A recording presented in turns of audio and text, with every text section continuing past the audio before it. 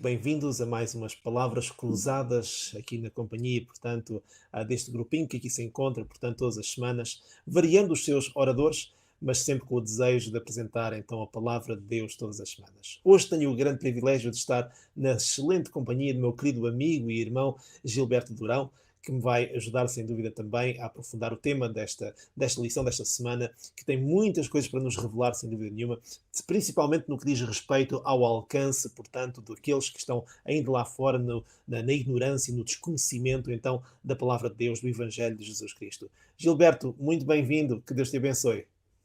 Obrigado, pastor. E pastor também seja bem-vindo. Muito obrigado, meu querido, muito obrigado. Muito bem, vou dar a palavra ao Gilberto para nos fazer uma pequena introdução, então, desde já, então, do título, portanto, da lição desta semana, e se calhar também o verso áureo. Gilberto, podes então partilhar connosco? Sim, pastor, sem problema nenhum. O título desta semana, que é a lição número 10, diz Missão junto dos não alcançados, parte 1. Verso áureo.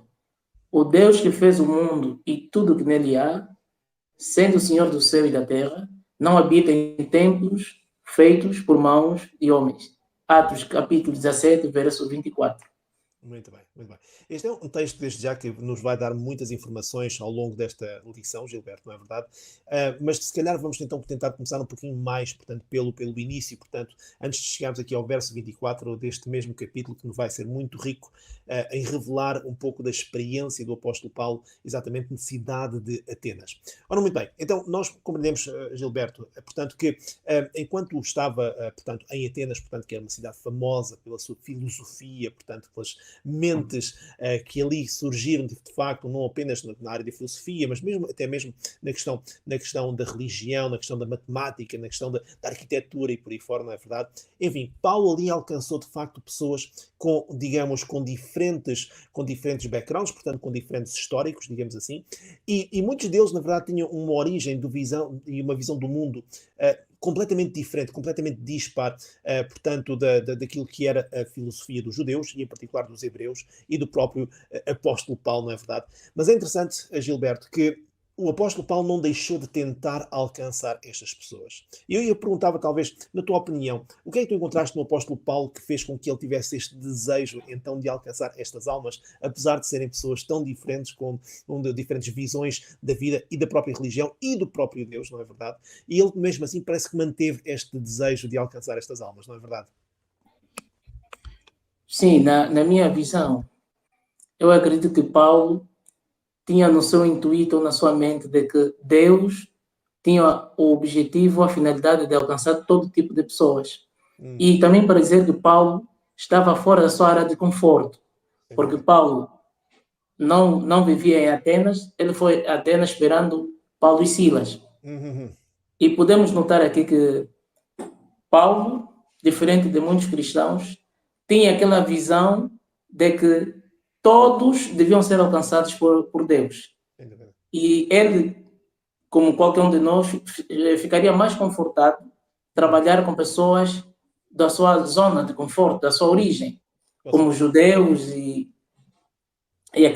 os gentios que eram cristãos. Só que Paulo já estava numa realidade totalmente diferente da sua. E ele arriscou em ir mais além, com o objetivo de alcançar outras almas que também precisavam da salvação, assim como cada um de nós. Gilberto, eu gostei muito da palavra que tu aplicaste agora. Arriscou. Se calhar arriscou mais do que aquilo que nós, se calhar, até podemos imaginar, não concordas? Porque ele, na verdade, tinha provavelmente, em tempos, tinha tido uma reputação a defender, sem dúvida nenhuma. E ele agora, de facto, ele arriscava tudo por amor do Evangelho. E isto é algo que nós vamos descobrir durante o nosso estudo, sem dúvida nenhuma. Tu disseste muito bem.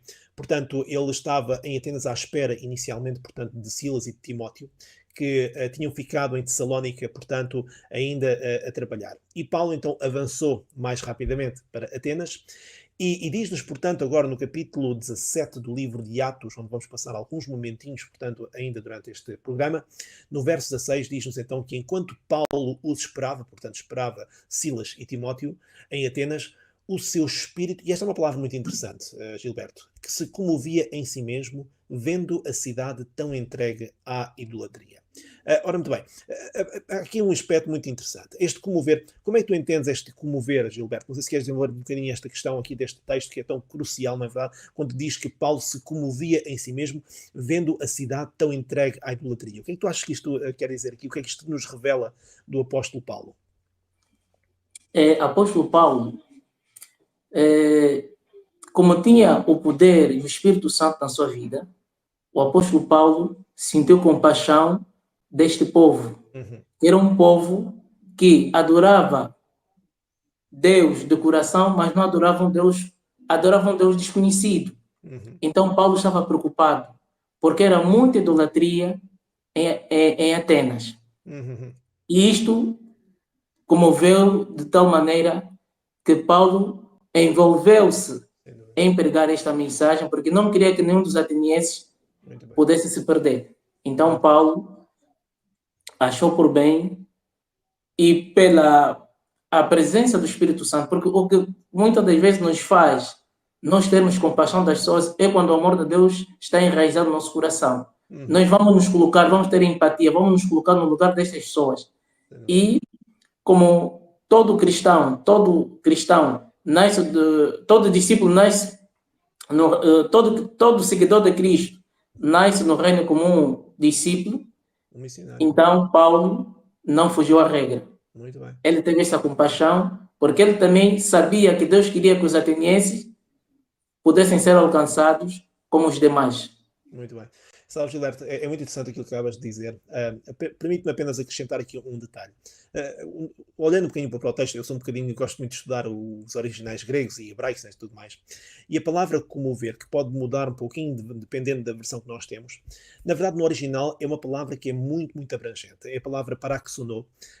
E quer dizer não apenas, portanto, no sentido de compaixão, mas sendo uma compaixão com um certo ardor e fervor por dentro. Aliás, no dicionário, portanto, de grego diz assim, diz que esta palavra quer dizer, portanto, inclusivamente sentir-se provocado, levantar-se com alguma raiva ou com alguma fúria, inclusivamente, e dizer que há um ardor dentro do peito. Ou seja, na verdade, o apóstolo Paulo sente uma mistura de sentimentos. Ele sente um certo fervor para defender a causa de Deus, por ver aquela idolatria toda ali à sua volta, como disseste muito bem, não é verdade?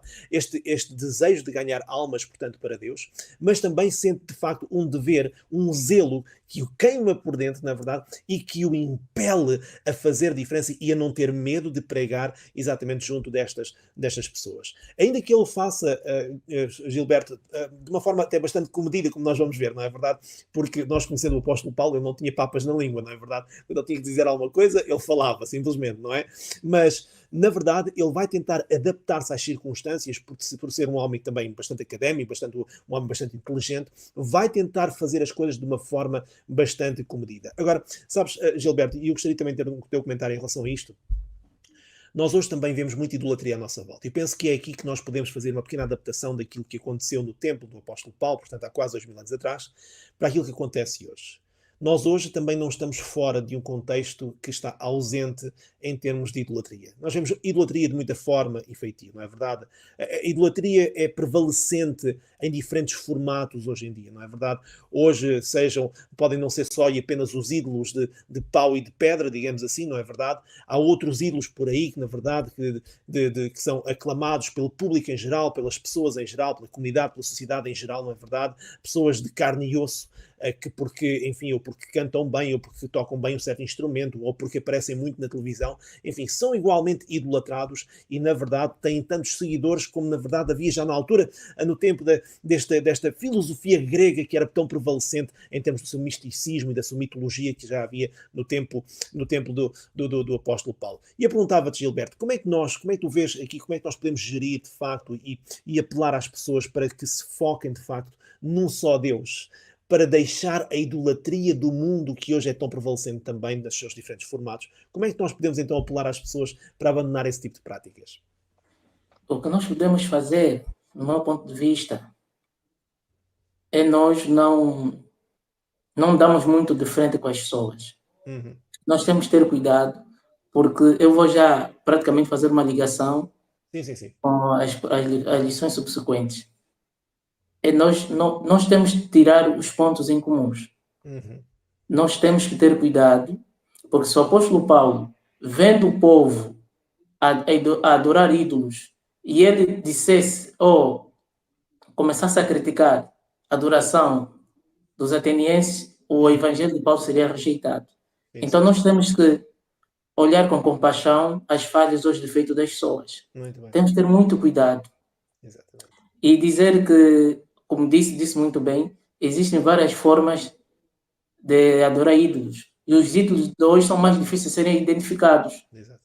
Temos, por exemplo, o telefone, que hoje tem sido uma grande barreira de comunicação entre as pessoas. Que hoje, muitas das vezes, as pessoas preferem estar mais com o telefone, mesmo num convívio social, do que falar com as pessoas, coisa que é um bocadinho estranha aos tempos anteriores. Então, nós devemos fazer o esforço de amar mais. Nós podemos até apontar a falha, mas primeiro temos que ver os pontos positivos. E, de uma forma muito sensata, mostrarmos nosso ponto de vista. Porque nós não podemos fazer uma crítica muito direta. Porque se fazemos uma crítica muito direta, as pessoas vão nos rejeitar. Claro. Então é importante que nós possamos apelar, que as pessoas adoram o Deus verdadeiro, mas as pessoas têm que ver que nós estamos a chamar a atenção àquilo que nós pregamos, nós estamos a viver. Muito bem. Porque se eu tiver a aconselhar alguém, por exemplo, a não beber, e eu por trás não bebo, mas adultério, ou sou mentiroso, roubo, ou faço outras coisas, e as pessoas notarem isso, fica um bocadinho complicado. Com certeza. Então é preciso nós, se tivermos que aconselhar a alguém, como o apóstolo Paulo disse várias vezes, vós que sois espirituais, encaminhai a alma com mansidão, para que ele possa reconhecer a sua falha, o seu defeito. Muito bem. Gilberto, eu gostei muito do teu comentário, principalmente porque nos leva desde já a refletir para o facto de que podemos muitas vezes até sentir uma certa revolta por aquilo que é feito no mundo e é predicado no mundo. E hoje em dia, eu acho que nos podemos relacionar desta forma. Abrimos as notícias e vemos coisas que nos revoltam imediatamente, sem dúvida nenhuma. E no entanto, nós temos que ter a consciência, não podemos abordar as pessoas de uma forma qualquer. Porque, aliás, a própria lição tem este comentário muito interessante. Diz que Paulo sabia que não podia abordar os atenienses, portanto, as pessoas de Atenas, da mesma forma que abordava os judeus ou até mesmo os gentios que eram tementes a Deus. Portanto, ele soube adaptar-se em relação a isso. Agora, isto é muito interessante porquê? Porque saltando aqui já, eu vou aqui se calhar ter a ousadia de juntar a lição de segunda e terça-feira, porque elas vêm no seguimento uma da outra. E uma das perguntas que surge lá é exatamente quais foram as diferentes maneiras como as pessoas reagiram, portanto, perante o discurso, perante a pregação do apóstolo Paulo. E é interessante, Gilberto, e peço que me acompanhes nesta leitura em Atos capítulo 17, verso 19, porque diz-nos então que tomaram o apóstolo Paulo, depois de ouvir o seu discurso, e levaram-no ao Areópago, dizendo: podemos nós saber que nova doutrina é essa de que falas? Ou seja, de alguma forma, o apóstolo Paulo despertou-lhes tanto a curiosidade que levaram-no até ao Areópago. Ora, nós falamos no Areópago e é bom percebermos o que é o Areópago. Na verdade, o Areópago foi um nome dado a um local que foi dado segundo o nome de uma divindade grega da guerra. Ora, muito bem, ali naquele lugar reunia-se o conselho da cidade, também o Supremo Tribunal, enfim, o conselho que lidava com assuntos que tinham a ver com a educação, com as escolas, com a parte académica, portanto, da sociedade, até mesmo com a parte científica. Ou seja, era um lugar onde se debatiam temas que eram importantes para o desenvolvimento da sociedade. Ora, muito bem, é interessante pensar o seguinte, é que, como nos diz a própria lição, era difícil para o apóstolo Paulo, digamos, agora ir para um lugar onde eles estavam habituados a debater ideologias, filosofias, algumas ideias religiosas, mas com mais filosofia do que propriamente religião, porque, como nós sabemos, a mitologia ela é toda muito, muito simbólica, quando se fala dos deuses gregos e tudo mais, Zeus e companhia limitada, não é verdade? Enfim, é difícil encontrar agora, dentro daquele panorama, um lugar, como nos diz a lição, um lugar na filosofia dos epicuristas, dos estoicos, portanto, da altura, para alguma coisa que fosse semelhante a um Messias ressuscitado, que era o centro da pregação do apóstolo Paulo. E esta era, para eles, na verdade, uma divindade desconhecida. Ou seja, Paulo estava a apresentar um Deus que era perfeitamente desconhecido. E ele vai fazer uma ligação com algo que estava presente na altura, que tu, Gilberto, já mencionaste, não é verdade? E nós encontramos essa referência, portanto, um pouquinho mais à frente, mas na verdade o apóstolo Paulo vai tentar fazer uma ponte de ligação com estas pessoas e com a mensagem que ele tinha para apresentar a estas pessoas. Gilberto, não sei se tu encontraste esta parte bastante curiosa, mas na verdade tenta-nos, digamos, que motivar a criar pontes de ligação com as pessoas que estão à nossa volta. Digamos que é verdade que a mensagem por vezes pode causar um bocadinho de fricção, mas em primeiro lugar é preciso construir uma ponte de confiança para chegarmos ao coração dessas pessoas. Não concordas, Gilberto? Sim, eu até podia voltar um bocadinho atrás, na lição de domingo, que fala que nós devemos nos adaptar assim como o Paulo fez. Porque uma coisa que é importante nós sabermos, eu, como os demais, não é? Nós somos imigrantes. E nós temos uma forma de ver as coisas diferente. E o que muitas das vezes nos vai à alma é que nós às vezes queremos implementar aquilo que nós aprendemos, não é? Em território alheio. Nesse caso estamos num território português. Então, no meu ponto de vista, eu acho que nós devíamos sentarmos, tanto nesse caso os portugueses, não é? Somos da mesma fé. Claro. Temos os brasileiros, temos os cabo-verdianos por aí fora. Por que eu digo isso? Porque a forma como, por exemplo, o evangelho pode funcionar em Bangkok pode não funcionar em Buenos Aires. Certo. É a mesma coisa que eu posso dizer aqui. E o que muitas das vezes tem havido choques. Tem havido choques qual é o termo que eu posso utilizar? Talvez choques culturais. Culturais, exatamente. Porque nós às vezes não queremos, quer dizer, nós é que temos que nos adaptar. Coisa que às vezes é muito difícil. E também é verdade que os portugueses, neste caso, nós estamos a falar de uma igreja de mistura, né? Tem várias culturas diferentes. Nós temos que aceitar a forma, em parte, como as coisas têm sido feitas. Agora, o que é importante às vezes é encontrar um ponto em comum entre nós. Certo. Ok? Nós precisamos encontrar um ponto comum para que possamos ter um objetivo único. Por exemplo, eu vou dizer rapidamente, a forma como os brasileiros trabalham na evangelização é muito parecida com a Angola. Porque a Angola bebeu muita experiência do Brasil. Mas nós, quando entramos no território português, as coisas são totalmente diferentes. Claro. Porque as pessoas têm crenças diferentes, a cultura é diferente, a forma de pensar, a forma de encarar a sociedade é muito diferente. Então, nós é que temos que nos adaptar. Certo. E, neste caso, os portugueses também podem colaborar conosco. Colaborar, olha, nós podemos ir por este caminho, olha, este caminho é o mais correto, porque a realidade aqui, para essa situação que não vamos conseguir alcançar as pessoas. Exatamente. Porque eu acho que se nós conseguirmos fazer isso, termos um ponto, fazermos uma ponte para podermos alcançar outros grupos, vai ser muito mais fácil. Muito bem, muito bem. Gilberto, eu diria mesmo, agora agarrando as tuas palavras, há muita sabedoria naquilo que acabas de dizer. Na verdade, quando nós pensamos que o objetivo não é que o angolano, neste caso, ou o português, ou o brasileiro tenha razão na sua forma de trabalhar, mas o objetivo é o impacto que o Evangelho vai ter através do nosso trabalho.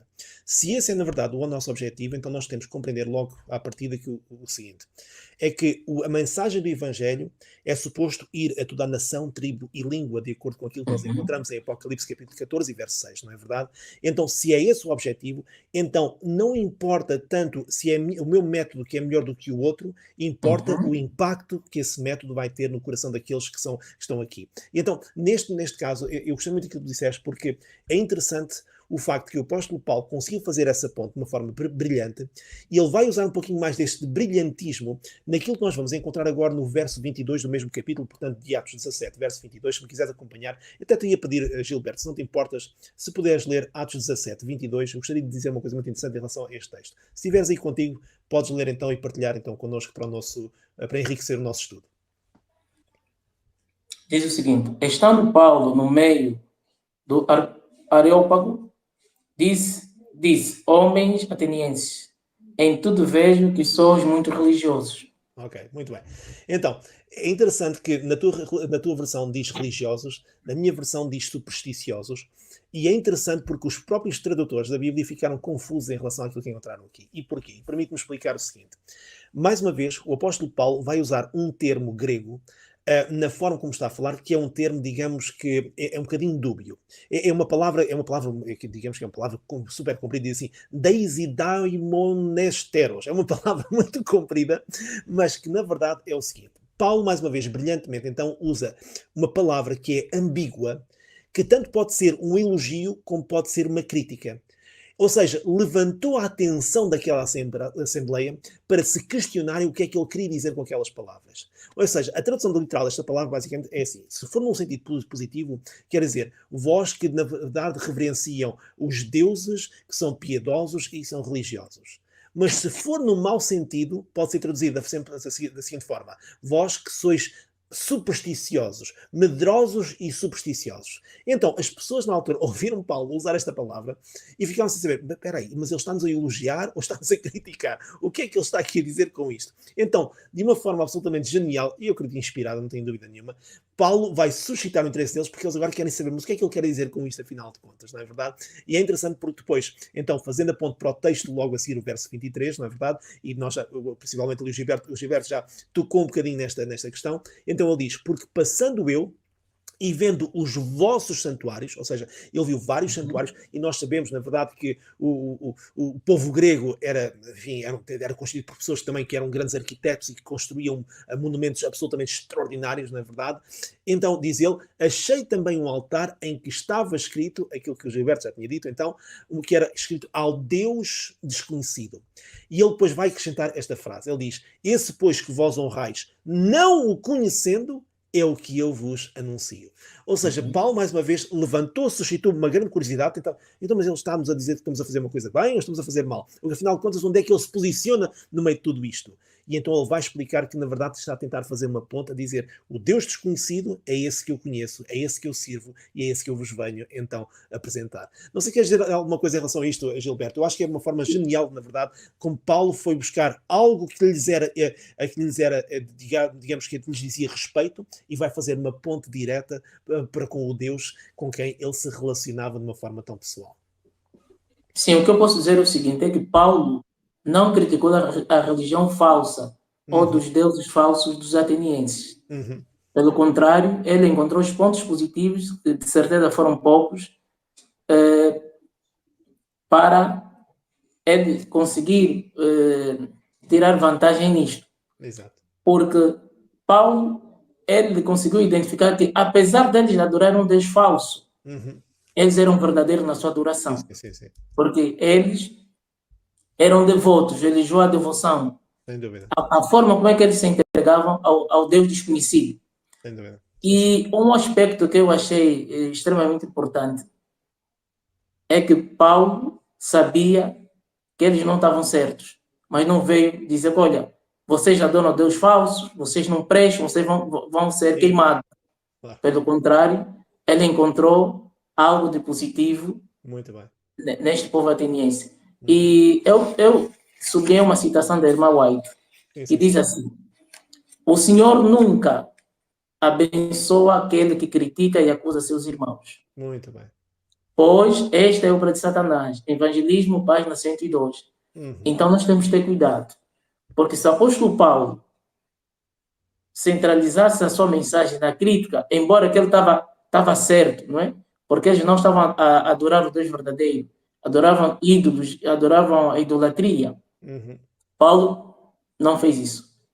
Então, o que eu posso, em poucas palavras, dizer é que quando nós tivermos o Espírito de Deus, a nossa vida não vai ser sempre criticar os outros.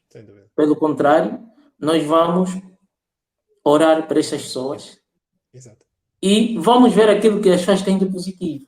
Exatamente. E isso é que fez com que o evangelho do apóstolo Paulo fosse aceito em Atenas, porque Paulo também identificou-se com a cultura dos atenienses. Paulo conseguiu, além dos elogios, ele estudou os filósofos e se identificou com eles. E eu Exatamente. acho que isso foi um elemento fundamental para que Paulo pudesse ser bem aceito junto dos atenienses. E bem sucedido, Gilberto. E é interessante, tu usaste aí um comentário. Eu vou usar um comentário também que eu tinha aqui colocado de parte de uma das minhas autoras cristãs favoritas, de um livro fabuloso, um comentário bíblico, digamos, do livro de Atos. O livro chama-se Atos dos Apóstolos, página 237, onde a autora então diz que os mais sábios dos seus ouvintes ficaram surpresos enquanto ouviam o seu raciocínio. Ou seja, ficaram presos ao discurso e à eloquência com que Paulo, na verdade, falava com eles. Ou seja, ele colocou-se ao mesmo nível daquelas pessoas. Ele mostrou-se familiarizado com as suas obras de arte, a sua literatura e a sua religião. E é interessante, eu como missionário, fui missionário, tive o privilégio de ser missionário em muitos lugares no mundo, e antes de entrarmos num território, seja ele qual for, nós tínhamos que nos familiarizar o máximo possível, e até mesmo com a língua, se possível for, para que nós pudéssemos então ter algum impacto e alguma familiaridade para com as pessoas que ali estavam. Agora, ela continua dizendo o seguinte: aquelas imagens esculpidas não podiam, mesmo da maneira mais pálida, representar a glória de Jeová. Ora bem, o apóstolo Paulo aqui, como disseste muito bem, ele podia ter entrado, digamos, como se costuma dizer, a matar, digamos, a criticar forte e feio aquilo que ele estava e tudo mais, e havia boas razões e havia argumentos bíblicos para o fazer, sem dúvida nenhuma. Mas ele não vai perder o norte da verdade, ele não vai perder o seu princípio, isso é muito importante nós mantermos aqui firme. Portanto, Paulo não se está a familiarizar do género que agora vou ser tão familiar com estas pessoas que vou digamos, quebrar a minha comunhão com Deus, ou os meus princípios com Deus. Não, não, não, não. Ele não entrou num processo de desobediência, ele entrou num processo de poder a todo custo chamar estas pessoas para a luz da verdade. Então reparem só neste comentário. Ele diz então, o apóstolo Paulo, os fez pensar no facto de que aquelas imagens não tinham vida, mas eram controladas pelo poder humano, movendo-se apenas quando as mãos dos homens as moviam, de maneira que os adoradores eram em tudo superiores ao objeto adorado. Ou seja, o apóstolo Paulo pôs em evidência o facto de que aquelas estátuas, na verdade, enfim, adorar aquelas estátuas, mas quem fez as estátuas? Ele levou-os num processo de raciocinar para pensar, na verdade, mas porquê é que eu adoro as estátuas, afinal de contas?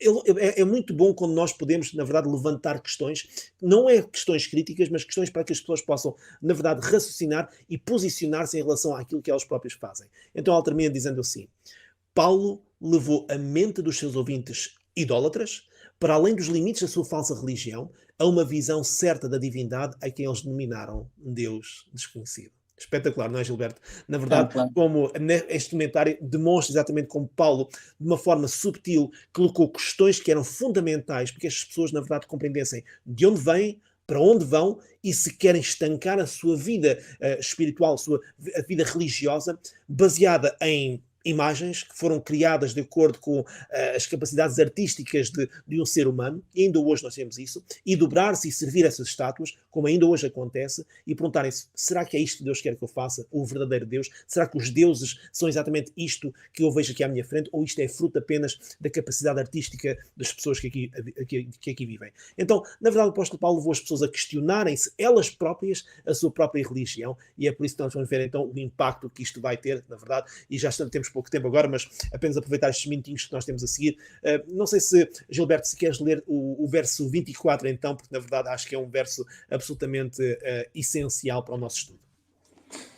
O Deus que fez o mundo e tudo que nele há, sendo ele o Senhor do céu e da terra, não habita em templos feitos por mãos de homens.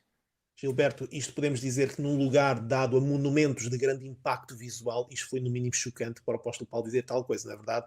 Poderia ter sido interpretado como uma crítica aberta ou um discurso que desdenhava das obras humanas, expostas para a vanglória do ser humano, mas o que é facto é que o apóstolo Paulo conseguiu mais tarde então fazer esta ponte extraordinária. E na verdade, já quase terminando, gostaria só apenas de ler rapidamente o verso 34, que nos diz também que todavia, no final, em conclusão, chegando alguns varões a ele, creram, entre os quais estava Dionísio, o Areópagita, e uma mulher por nome Damaris, e com eles outros. Então, Gilberto, já em estilo de conclusão da nossa lição, não é verdade? O tempo voa quando estamos a estudar a palavra de Deus e estamos a ter prazer naquilo que estamos a fazer, o tempo realmente voa, não é verdade? É interessante como, já em estilo de conclusão, Gilberto, o apóstolo Paulo não se deixou desanimar pelo facto de que nem todos aceitaram a mensagem, mas que houve um bom grupo que o aceitou. E isto, na verdade, deve-nos também trazer um pouquinho a imagem daquilo que nós fazemos para ganhar almas para Cristo, não é, Gilberto? Nem todos vão aceitar, mas, na verdade, sabemos que nem que seja por uma alma, já vai valer a pena, não é, Gilberto? Claro, porque o objetivo é nós transmitirmos a mensagem a todos. Foi o que o apóstolo Paulo fez. Agora, se as pessoas aceitem ou não, isso já não é nosso problema. Claro, Porque o apóstolo Paulo queria que o maior número de pessoas pudessem ser alcançadas por esta mensagem que ele pregava. sem dúvida. E assim como Jesus, muitas pessoas de lições anteriores falaram sobre isso. Jesus fez muitos milagres e muitos dos milagres que Jesus havia feito, somente de milagres de várias espécies, Uhum. e muitos nem sequer aceitaram. É verdade.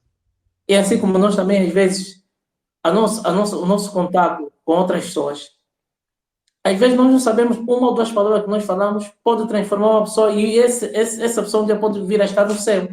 Então, eu acho que o mais importante é nós não ficarmos calados. Sem Temos que dúvida. fazer a nossa parte e envolver o maior número de pessoas.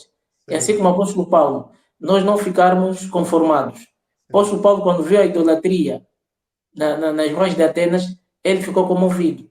Exatamente. Sentiu compaixão do povo Sem dúvida. e continuou a levar a mensagem para que o povo pudesse aceitar o Deus verdadeiro que ele adorava. Sem dúvida, sem dúvida. Gilberto, eu acho que há uma frase que é determinante da parte do apóstolo Paulo, que eu gostaria que fosse, se calhar, a frase que marcasse um bocadinho este estudo que nós acabámos de apresentar.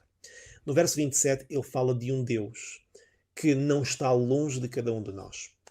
Tendo em consideração o facto de que as pessoas viviam debaixo de um sistema religioso que dizia que os deuses moravam algures no Monte Olimpo, que estavam ocupados nas suas próprias guerras pessoais e interpessoais e as suas próprias depressões e tudo mais. Mas aqui está um Deus que é apresentado pelo apóstolo Paulo, que é não só o nosso Criador, não é apenas aquele que é o nosso mantenedor, mas que quer permanecer junto de cada um de nós. E esta, na verdade, Gilberto, não sei se concordas comigo, foi uma ideia profundamente revolucionária para aquelas pessoas. Um Deus que não está lá a viver no Olimpo, algures, não é verdade, a discutir com os outros deuses, porque ninguém se entendia. Quando nós estudamos um pouquinho a mitologia grega, sabemos que eram deuses que todos eles andavam lá um bocadinho zangados uns com os outros e quem sofria era o ser humano. E de repente há um Deus que é apresentado, que é um Deus que tem um interesse genuíno de amor, de misericórdia pelo ser humano. Isto é absolutamente extraordinário. Paulo teve, na verdade, a certa altura, digamos, a coragem de não apenas retirar calmamente os ídolos da vida destas pessoas, mas de apresentar um substituto que é infinitamente melhor, que é um Deus que é profundamente de amor. E é por isso que ao apresentar tudo isto, na verdade, ele não vai desanimar. E não vai desanimar, isto é importante nós dizemos, ele não vai desanimar porque, na verdade, ele mantinha continuamente, enquanto missionário, enquanto apóstolo, enquanto discípulo do Senhor Jesus, um relacionamento pessoal com este Deus. E ele, na verdade, está a convidar estas pessoas para ter também este relacionamento pessoal com Deus, para descobrir cada vez mais sobre ele, para descobrir mais de Deus, não apenas de um ponto de vista académico, não apenas de um ponto de vista informativo, mas de um ponto de vista relacional e pessoal. E eu acho que isto, Gilberto, para nós deve fazer toda a diferença, não concordas? Claro, porque nós temos que ter a percepção que Deus não está lá, Deus está aqui ao meu lado. Exatamente. Se nós tivermos esta visão de que Deus está bem ao meu lado, a nossa forma de adorar também vai ser diferente. Porque às vezes temos uma percepção de um Deus está muito distante, quando na verdade não. Deus está mais próximo do que nós imaginamos. Sem dúvida. Então, se nós tivermos esta visão ou este pensamento de que Deus não está lá, mas está aqui ao meu lado, nós vamos nos sentir mais seguros e mais confiantes. Sem dúvida, sem dúvida. Gilberto, podemos dizer que muda tudo na nossa vida, não é verdade? Muda o nosso levantar, o nosso deitar, a nossa razão de viver, muda a nossa motivação para, em cada momento da nossa vida, sejam eles os momentos mais difíceis da nossa vida, para levantarmos os olhos ao alto e lembrarmos que, no final de contas, temos um Deus que está bem perto de nós e que se interessa por nós. De maneira que, já fechando então aqui o nosso estudinho, Gilberto, muito obrigado pela tua participação. Foi uma bênção, sem dúvida nenhuma, podermos partilhar um pouquinho estes pensamentos sobre a palavra de Deus, sobre este estudo extraordinário, sobre como evangelizar, como chegar aos outros, na verdade, e como, na verdade, ter algum impacto na sociedade em geral. Uma sociedade que, à nossa volta, vai cada vez mais perecendo em trevas e nós somos chamados para ser a luz do mundo e o sal da terra neste mundo que está tão escuro neste momento. Então, meus queridos, eu quero de facto convidá-los para continuarem então a estudar. Encontramos daqui a uma semana mais uma vez para mais palavras cruzadas com mais 2 oradores. Mais uma vez, Gilberto, muito obrigado pela tua participação e até a próxima semana.